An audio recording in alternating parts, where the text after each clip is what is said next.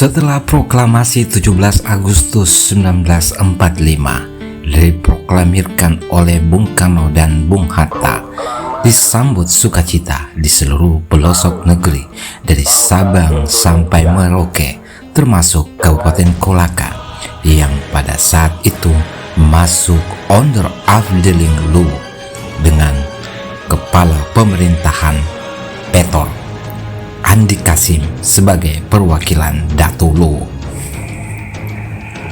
Pemuda pejuang yang tergabung dalam barisan PETA Pembela Tanah Air, API Angkatan Pemuda Indonesia, PRI Pemuda Republik Indonesia, PKR Pembela Kedaulatan Rakyat, serta BBM Barisan Berani Mati bertekad untuk mempertahankan Kabupaten Kolaka sebagai bagian negara kesatuan Republik Indonesia. Tanggal 27 Agustus 1945, dengan semangat juang yang membara, pemuda kita diwakili oleh 19 orang melakukan sumpah setia pada proklamasi dengan keris dan pedang terhunus, ditandai dengan jempol darah pada bendera merah putih, diawali pembacaan Al-Quran surat Al-Fatihah bertempat di rumah Andi Kamarudin, tepi sungai Kampung Sakuli. Mereka adalah Andi Punna, Haji Abdul Wahid, M. Tahrir, M. Jufri, Abu Baida, Muhyiddin S., Dadu Arifin, Arifin Samsudin, Ahmad Munasir, Cokeng Racanjade, Junaide, Andi Pandandarang, Haji Arfa, Abu Wahid, Ambo Ubupai, Da Iming dan Barahima berikrar berjanji, sekali merdeka tetap merdeka. Merdeka atau mati. Langkahi mayatku bila merah putih, bila diturunkan. Segalanya kukorbankan untuk kemerdekaan bangsaku. Maju mati, mundur mati, lebih baik mati dan maju. Tak ada kemerdekaan tanpa pengorbanan. Saya sedia gugur untuk bangsaku, dan banyak lagi slogan semangat 45.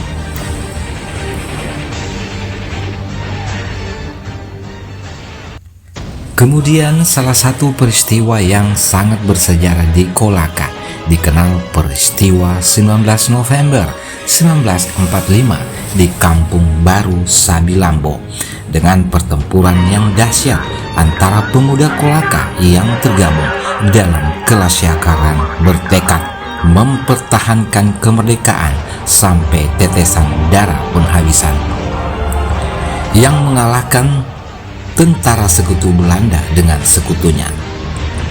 Sementara pemerintahan Republik Indonesia, Kolaka mengadakan konsolidasi untuk menata pemerintahan yang merdeka dan berdaulat.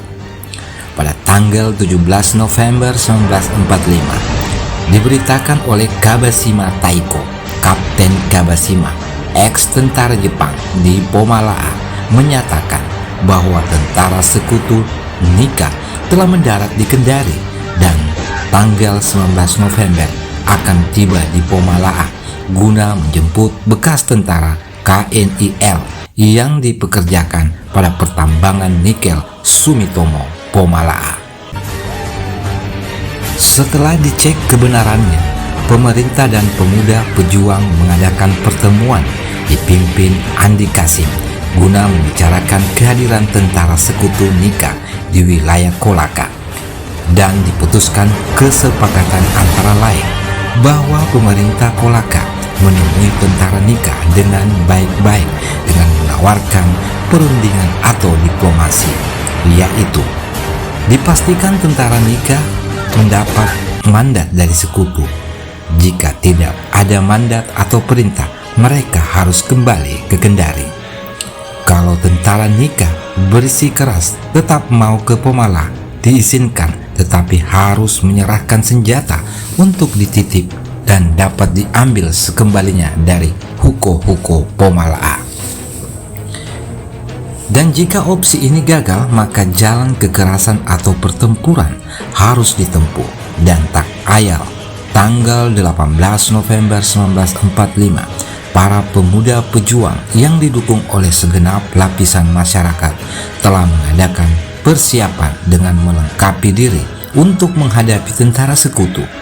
Senjata-senjata tua dan kelewang dikumpulkan, tombak dan bambu runcing disiapkan. Tahu maupun parang sinangke juga dikeluarkan. Pokoknya kolaka dalam siaga satu. Pemuda dan rakyat bertekad tidak mau dijajah lagi.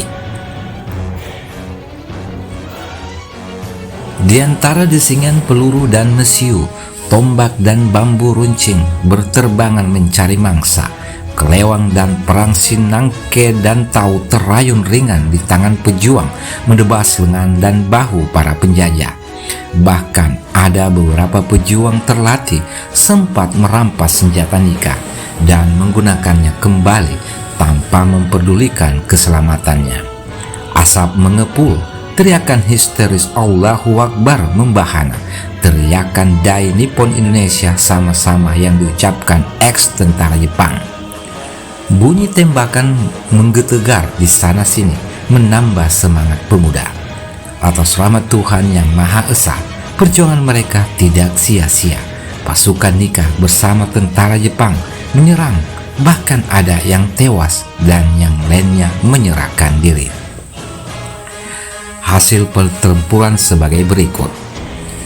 Letnan John Bond melarikan diri bersama dua pengawalnya, kemudian tertangkap di Loea, Rate-Rate, tanggal 23 November 1945 oleh beberapa pejuang di sana. Selanjutnya dibawa ke Kolaka dijadikan tawanan perang. 2 regu tentara Jepang lengkap persenjataan ditawan. Dirampas dari tentara nikah 6 pucuk senjata laras panjang, karabin, 3 pucuk pistol, beberapa peti peluru, granat tangan, bayonet, helm baja, ransel, dan dokumen-dokumen. Kemudian 1 sedan Packard, 4 buah truk Dodge, dan power wagon. Di pihak pemuda, seorang pemuda luka parah di medan pertempuran yang akhirnya gugur bernama Ahmad Mustin, dan seorang terluka parah bernama Tahia, serta beberapa orang luka ringan yang gugur dimakamkan, yang luka dibawa ke Kolaka untuk dirawat oleh Palang Merah. Berita pertempuran sampai kepada komandan sekutu di Batavia, dan pihak Australia sekutu mengakui kekuasaan de facto Republik di Kolaka. Maka dilakukan perundingan antara pemerintah Kolaka dan pimpinan sekutu Kapten Ceger. Disaksikan perwakilan Datu Luwu, yaitu Andi Mapanyompa dan Asikin selaku juru bicara. Adapun perundingan dilakukan di Pomala, di mana berlabuh kapal perang tentara sekutu. Kesepakatan yang dicapai adalah pertukaran tawanan. Pihak pemerintah Republik di Kolaka menyerahkan Letnan John Bond dan pengawalnya serta beberapa senjata. Dan pihak sekutu menyerahkan tawanan perang, yaitu 7 orang pemuda Luwu yang ditahan di Makassar, dan bukti perundingan tersebut ditandai dengan tembakan meriam sebanyak 21 kali dari kapal perang sekutu.